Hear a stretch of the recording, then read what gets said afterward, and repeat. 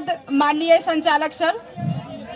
आज 6 अक्टूबर 2025 देश भर से आए हुए सभी विद्यार्थी, युवा, बेरोजगार, छात्रा, स्कॉलर साथियों का भारत के राजधानी दिल्ली में ये जो जंतर मंतर पर विशाल धरना प्रदर्शन का प्रोग्राम चल रहा है, इस धरना प्रदर्शन में मैं सभी विद्यार्थी छात्राओं का हार्दिक अभिनंदन करती हूँ और मंचासीन साथी, जितने राष्ट्रीय पदाधिकारी साथी हैं, मैं आप सभी का इस धरना प्रदर्शन में अभिनंदन करती हूँ और आप सभी को मेरा अभिवादन। जय मूल्यवासी।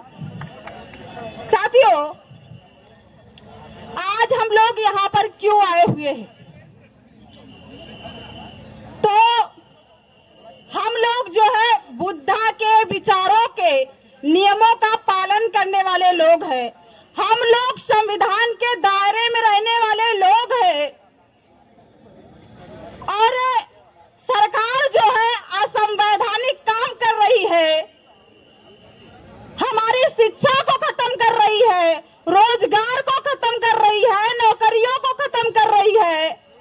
इसलिए साथियों, लोकतंत्र में हमें पावर है कि हम अपनी बातों को रख सके। साथियों, अभी स्कूलों को बंद किया जा रहा है, हर स्टेट में स्कूलों को बंद किया जा रहा है। 10 साल के अंदर 70,000 स्कूलों को, सरकारी स्कूलों को बंद किया गया और अभी प्राइवेट जो कॉलेज है, जो इंटर कॉलेज है, उनमें भी जांच चल रही है। क्या जांच चल रही है? पूछा जा रहा है प्राइवेट स्कूलों में कि क्या 12वीं तक मान्यता है?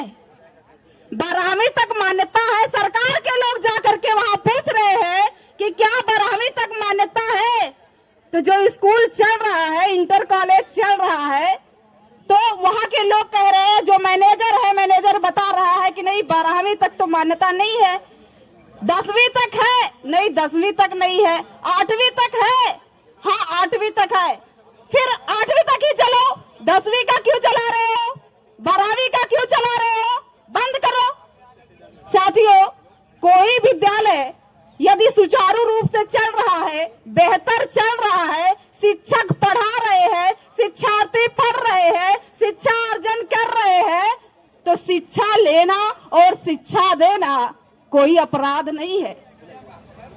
लेकिन वो क्या कह रहे हैं? मान्यता नहीं है तो बंद करो। साथियों, सरकार की रिस्पॉन्सिबिलिटी है। अगर कोई विद्यालय बेहतर चल रहा है तो सरकार की रिस्पॉन्सिबिलिटी है कि उसको मान्यता दे, ये नहीं कि बंद करे।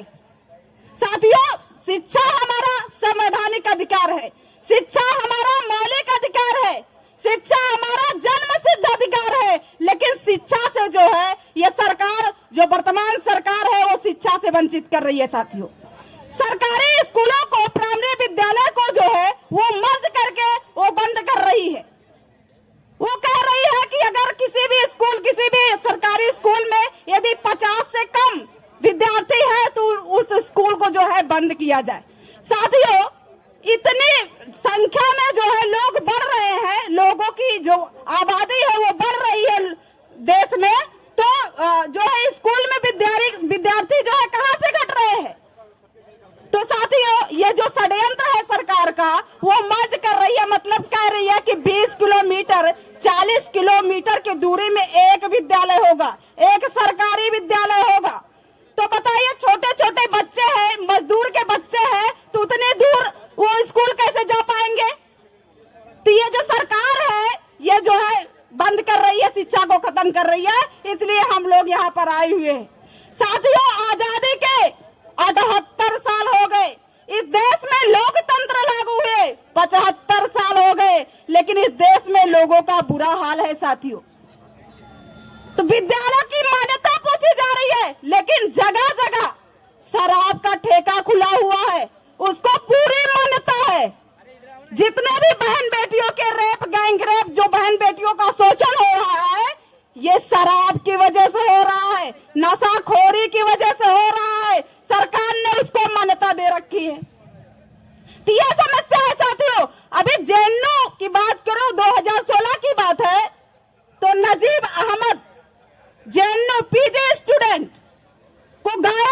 किया गया आज तक पता नहीं चला।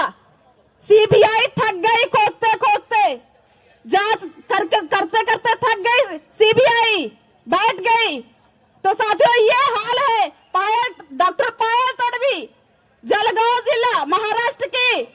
साथियों ऐसे रिसर्च स्कॉलर रोहित बेमुला, ऐसे रिसर्च स्कॉलर के साथ में साथियों जातिगत भेदभाव होते हैं।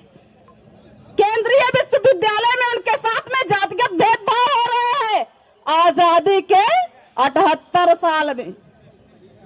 ये समस्या है साथियों। सरदार भगत सिंह कहते हैं कि बहरों को सुनाने के लिए, बहरों को जो है सुनाने के लिए एक वर्ड भूल रहा है अभी, धमाके की जरूरत होती है। कभी धमाके की जरूरत होती है, बहरों को सुनाने के लिए कभी धमाके की जरूरत होती है। तो साथियों इस देश का जो प्रधानमंत्री है वो बहरा हो चुका है। इस देश की जो राष्ट्रपति है वो बहरी हो चुकी है। इतने सारे शोषण बहन बेटियों पर अन्याय अत्याचार हो रहे हैं। इस देश की महिला राष्ट्रपति होते हुए भी मणिपुर की घटना को देख लीजिए। महिलाओं को नंगा करके घुमाया गया, उसका भाई बचाने के लिए गया तो उसकी हत्या कर दी गई। ऐसे कंडीशन, ऐसे हालात साथियों इस देश के हैं।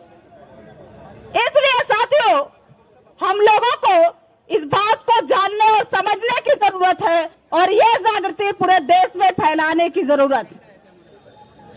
साथियों मैं ज्यादा समय ना लेते हुए अपनी बातों को विराम दूंगी कि अगर जालिम से खंजर आजमा लेते तो अच्छा था। अगर जालिम से खंजर आजमा लेते तो अच्छा था, लहू में डूब कर बीड़ा उठा लेते तो अच्छा था। अगर जालिम से खंजर आजमा लेते तो अच्छा था, लहू में डूब कर बीड़ा उठा लेते तो अच्छा था। वो लोहा जिससे बनती मेरे पाँव की बेड़ी, उसी को मोड़ कर खंजर बना लेते तो अच्छा था। मोड़ कर खंजर बना लेते तो अच्छा था। साथियों इस देश में जो है, जो सरकार चला रही आरएसएस, मैं आरएसएस के प्रमुख मोहन भागवत को चेतावनी देती हूँ। इस जंतर मंतर के धरना प्रदर्शन में मैं आरएसएस के प्रमुख मोहन भागवत को चेतावनी देती हूँ। हेलो मोहन भागवत कहाँ से कट रहा है?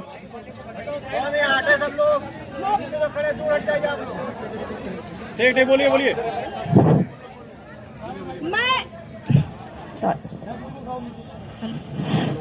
हेलो मैं इस जो है धरना प्रदर्शन से आरएसएस के प्रमुख मोहन भागवत को चेतावनी देती हूँ कि हमारे पुरखों का इतिहास उठा के पढ़ लो। हमारे पुरखों का इतिहास उठा के पढ़ लो। 500 सूरवीरों ने 28,000 पेशवाइयों को काटा था। वो हम निर्धारण करेंगे, ये जो हमारी मांगे हैं अगर नहीं पूरी होती है, जिन मांगों को लेकर के हम यहाँ पे आए हुए हैं, अगर वो नहीं पूरा होती है तो फिर हम निर्धारण इसका करेंगे कि हमको क्या करना है। इसी के साथ साथियों मैं मेरी बातों को विराम देती हूँ। आप लोगों ने सुना इसके लिए आभार, धन्यवाद। जय मूल्यवासी, जय भारत।